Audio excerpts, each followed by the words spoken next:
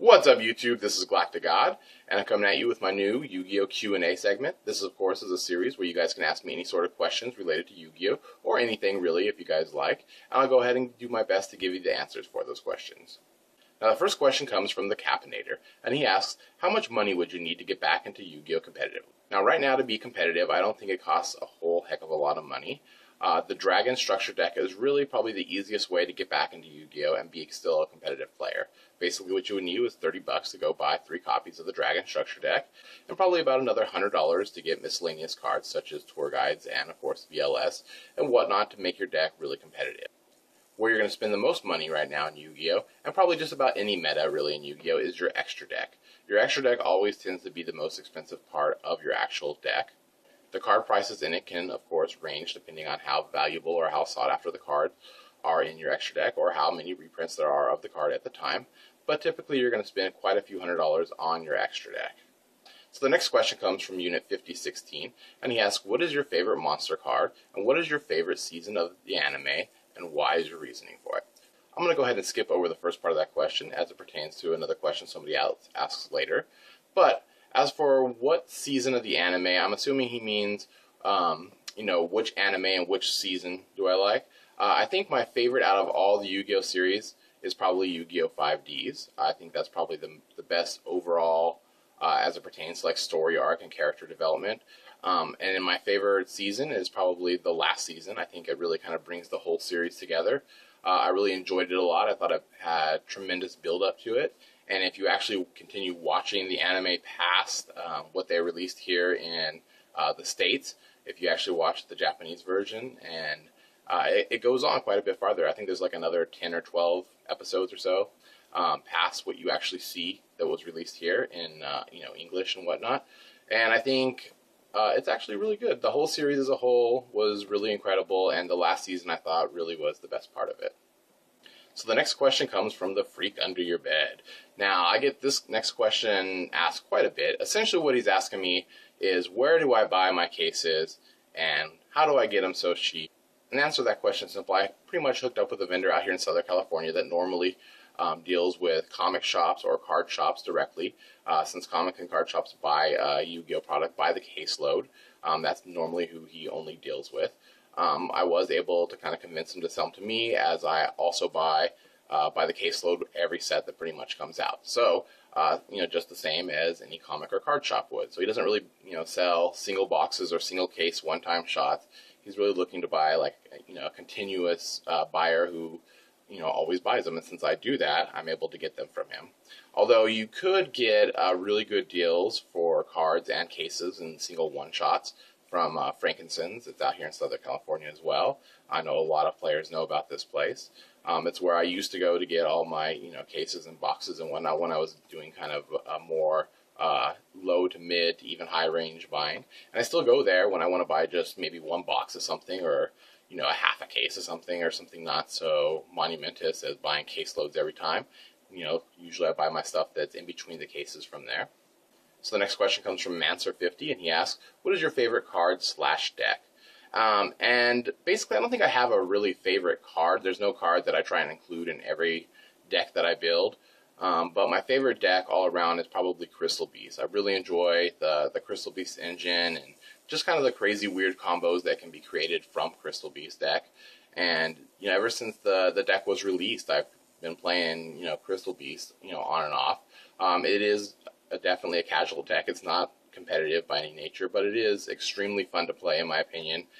Very combolicious, and just an all-around good kind of different kind of Yugi deck. It's different than the rest because the way the mechanic of the deck is, and I just kind of enjoy playing it. Okay, so the next question comes from Mickey Vlogs, and he asks, what editing software do you use? Now this is another question that I kind of get quite a bit. Basically what I do is I use Adobe After Effects for the actual video effects that you see in the videos, all the crazy intros that I make and all the card effects that you see in the actual duel videos, and I use Sony Vegas to do pretty much all of my editing on now. I used to use Windows Movie Maker when I first started, and at first I used it in combination with the other 2 programs, but as I got like better cameras and kind of improved on my quality of editing, I kind of moved past Movie Maker And pretty much what I do now is I run all my first edits through Sony Vegas and get kind of a rough cut. And then I go ahead and add in any kind of digital effects to the videos if I'm wishing to do so over on Adobe After Effects. I think that program's a lot more user-friendly when it comes to actual effects in a video than Sony Vegas, but that's my personal opinion. From there, I go ahead and do a final render and final cut back through Sony Vegas once again. Then I add in all my kind of digital sound effects and stuff like that. So any kind of sound, like background music or actual sound effects, I do through Sony Vegas. Okay, so the next question comes from the Rad KE King 601. That's an interesting name. And he pretty much asks, what deck is most annoying in your opinion, and what is your favorite deck right now? Well, I think the most annoying deck to play against essentially is any kind of OTK. I hate playing against OTK decks. I'm really happy that Konami is constantly trying to ban cards that help promote OTKs. I mean, it's kind of fun and cool to watch someone get an OTK off, but to actually play against it and to actually be against it in a tournament or even a casual friend game is just boring as hell. There's really no point for me even sitting across from the table from them. It's just the worst kind of deck. From there, it's just stuff like, burn decks and stall decks, anything like that I really hate playing against because it kind of takes the fun out of the game. The deck that I kind of enjoy playing the most right now is probably my Synchron deck. I'm still using that quite a bit. You guys got to see that in, I guess a recent kind of duel video series where it went up against Heretics. I still played a lot on Dueling Network and with my buddies in real life and whatnot. And I think it's just a really good all-around fun deck. And I recently saw that someone got, the top 32, I think it was, over in the UK with a Synchron or a junk deck or something like that, and that was pretty cool. And overall, I think it's just fun. So the last question comes from Isaac Trapanier. I just totally mutilated that dude's name. Anyways, he asks, how do I buy Yu-Gi-Oh cards without actually spending money? I think I've kind of gone over this before in other videos.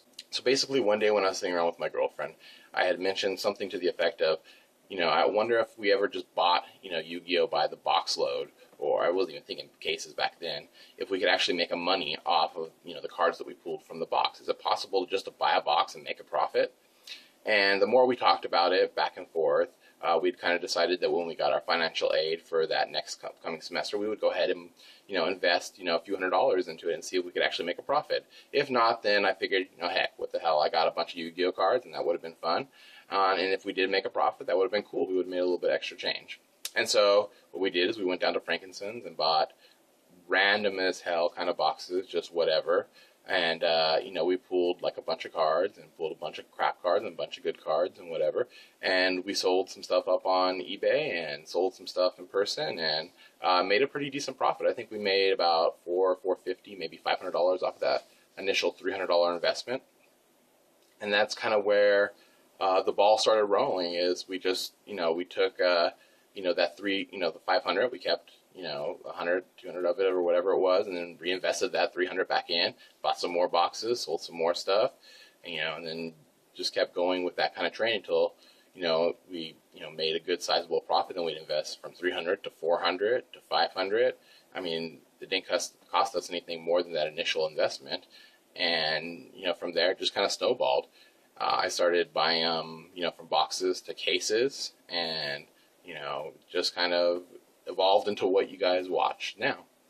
So that's going to kind of do it for this first episode. If you guys have any questions you'd like answered in the next episode, please go ahead and leave them in the comment section below. Also, if you guys would like, you can go ahead and leave me a video response question, and I'll play that before I answer the question in the next episode as well. And I guess that's about it for now. This is GalacticGod.